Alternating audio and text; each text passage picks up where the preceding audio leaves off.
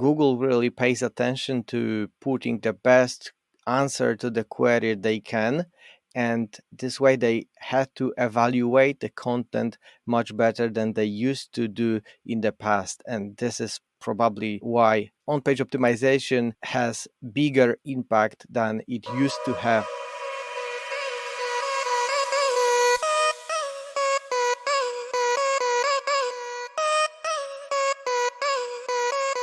This is Time for Marketing, the marketing podcast that will tell you everything you've missed when you didn't attend the marketing conference.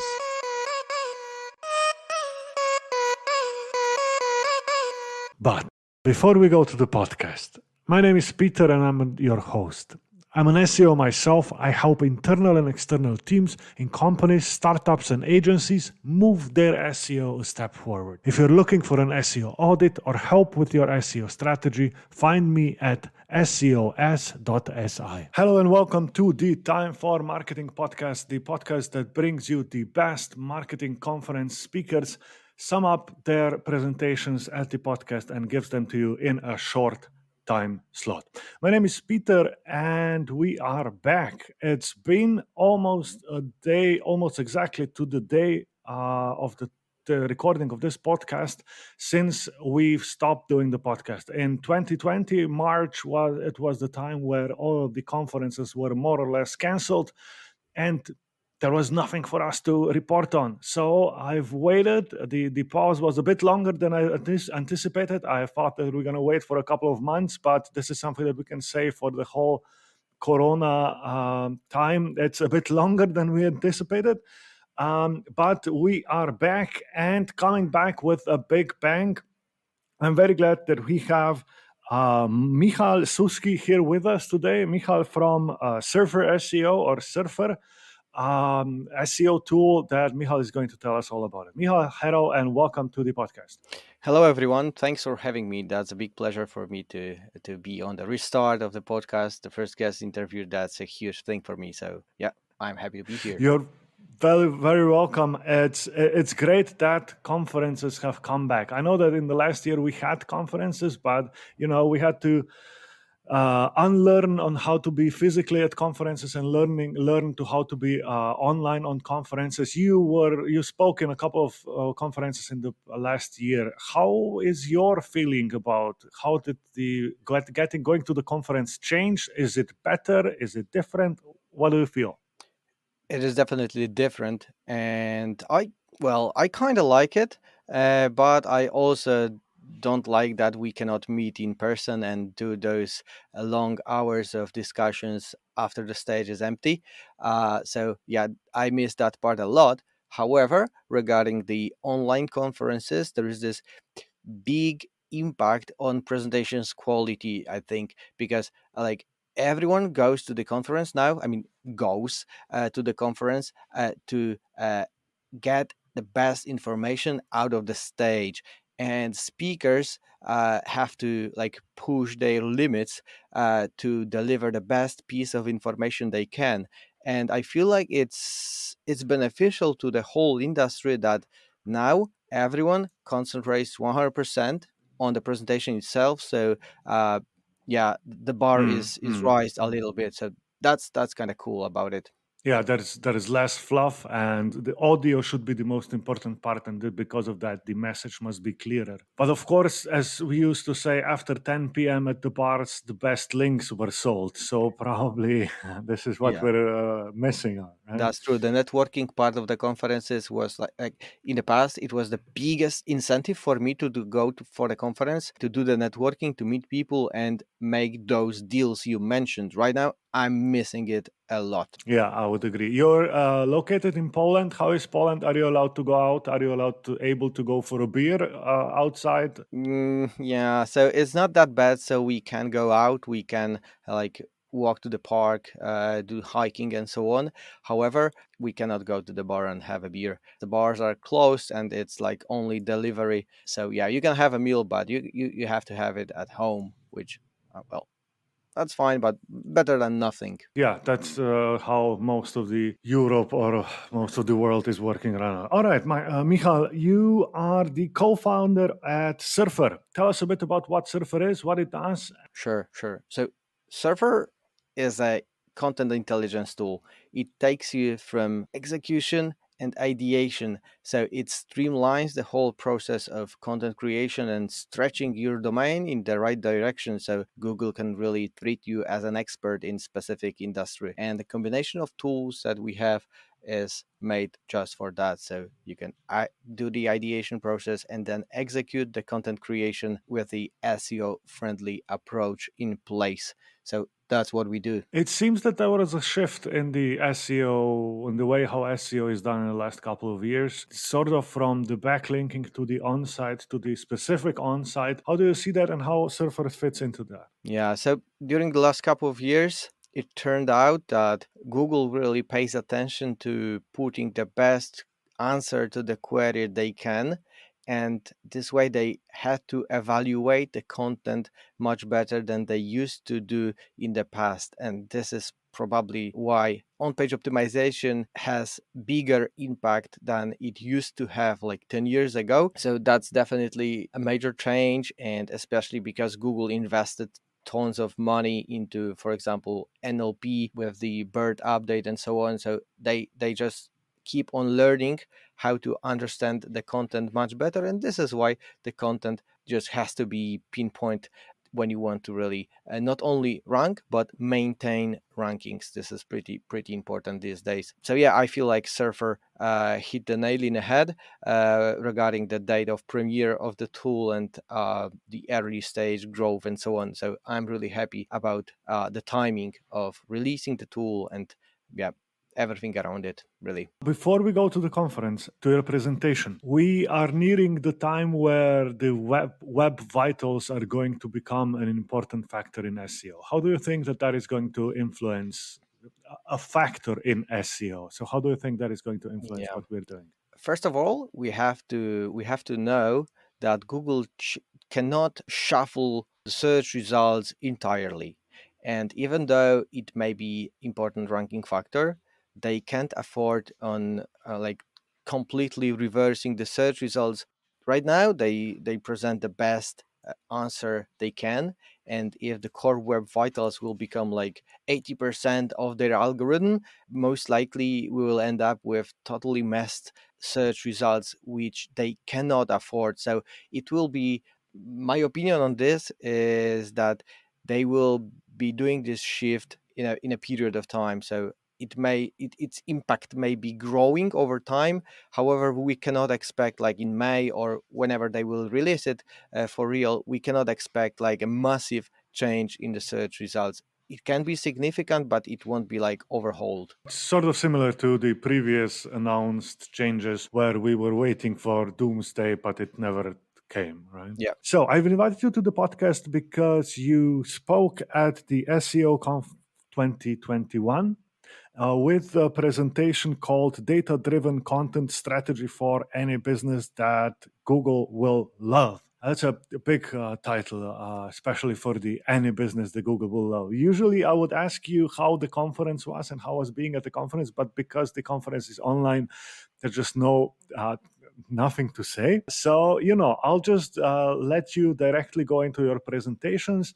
Michal, here are your 5 minutes. Sure. So I try to record the presentation in the way like I'm not sitting in front of the microphone, but I actually arrange a stage and had a projector putting the slides on the wall. So at least it feels a little bit more like on a real presentation. So that's kind of, I think that's cool. And regarding the presentation itself, I created a 4 takeaways from that presentation. And the first one is growing topical relevance based on data. So it's all about not throwing topics on your page from your gut feeling. So you decide, okay, I will write about this and I will write about that. Instead, you should list your top ranking competitors and export their visibility to find out which topics bring them a lot of traffic. And you can find this way lookalike topics and stretching your content by covering those most common topics first will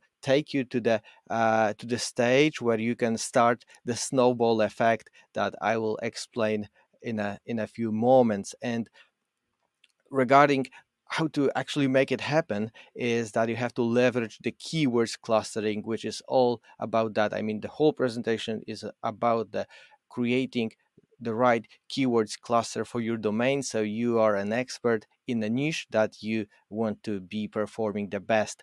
And of course, there are many ways of keywords clustering. I have four prepared, and two of them are rather gut feeling based, and the other two are based on the Google algorithms itself. And I will just quickly mention that you can do clustering manually or semantically to find out the semantic commonness. And these two types are rather manual for small projects that you know the industry well, so you can connect those clusters together. I mean, those keywords. And regarding those two more advanced methods that incorporates Google algorithm into the equation is that you can use either search results of two keywords to compare whether they have the same URLs ranked for both, and this way you can decide, okay, if Google presents the same content, you can write for both keywords together, and that's one way. And the other way is comparing sets of keywords that pages rank for, and if there is a big overlap between two sets of keywords that Google rank the same content, you can decide, okay, definitely these keywords are related and I can tackle them within the same article, within the same URL in general. And what is important in that is that Google creates clusters too. And how Google creates clusters, basically by ranking pages on a multiple keywords. And as you know from your experience, page can be ranking on dozens or even hundreds of keywords. According to Ahrefs case study, there is this case study somewhere on the web, you can find it out. But basically, the clusters can be big, and Google cluster keywords as well. And it is a great opportunity for us SEOs that you can use that knowledge that Google creates clusters, and you can compare these clusters that Google created already. And with comparing them to each other, you can base your decision on data which keywords should be ranked together and which keywords should be separated into separate articles or shouldn't be placed on your website at all. And basing your content strategy that takes into account these clusters that Google already created makes this a bulletproof strategy, and you basically know what to write about next from the perspective of the topic that you analyzed.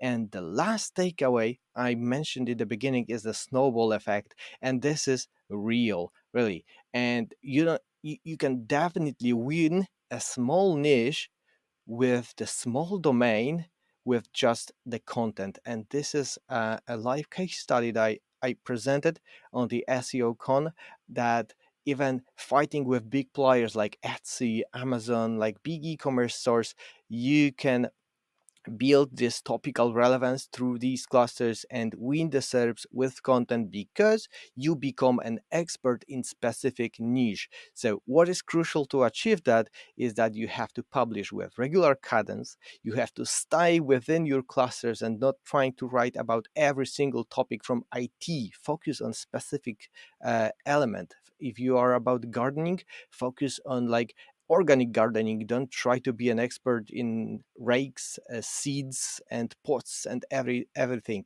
So keep the pace, write optimized content, and you will get there. And that's it. That's the best summary of the presentation. One of the most, I fully agree with what you're saying. The keyword research and looking for keywords and organizing those keywords is probably one of the things that should be done a lot, but is always underdone, if that is a word. How should we get people to do that more? How should we get clients to understand how that is important? And how often should people do that? How often should they come back to the research and do the analysis? Yeah, underdone is definitely a good word because keywords clustering is extremely time consuming if you don't have the right tools for that. Like imagine semantic clustering when you have 10,000 keywords to group together, and the only way you can join them is that based on their semantic commonness. So you include all of the keywords that contain shoes, t-shirts, I don't know, trousers, and so on, other apparel stuff into buckets. And these buckets you can divide by the color, by the type, by the model. And the keywords clustering is not so common yet, because there are not so many tools that can help you automate that process. And actually you can build the tool on your own. It is not that expensive, and it is not that time consuming. I explained that as well in the presentation, that you can use some Python algorithms borrowed from science, and even basic Python skills will be enough to build such a cluster that will compare sets of keywords to each other and decide whether this set is similar to the other, so we can join, or this set is definitely different, so it's a separate topic and you have to treat it separately. And results speaks from themselves when it comes to convincing clients. You had another question about time frame and Hmm. reviewing it. So I would say that you can create a content strategy for 3 to 6 months, and it will be a good idea to redo the clusters again based on real time data. It is important because your competition won't sleep during that 6 months. So it will be a good idea to revise your priorities and decide whether you have to like redo the clustering and well change the order of executing articles based on how common they are, because like your competitors may start covering a topic about like, I don't know, new headphones, and you want to be up to date with what they publish. So 3 to 6 months is a good timing. The clustering should mean that we should always cover the group of the keywords for the specific niche, do everything in there, and then move to a separate niche or to a common or Exactly. to a similar niche. So, would that be whatever needed?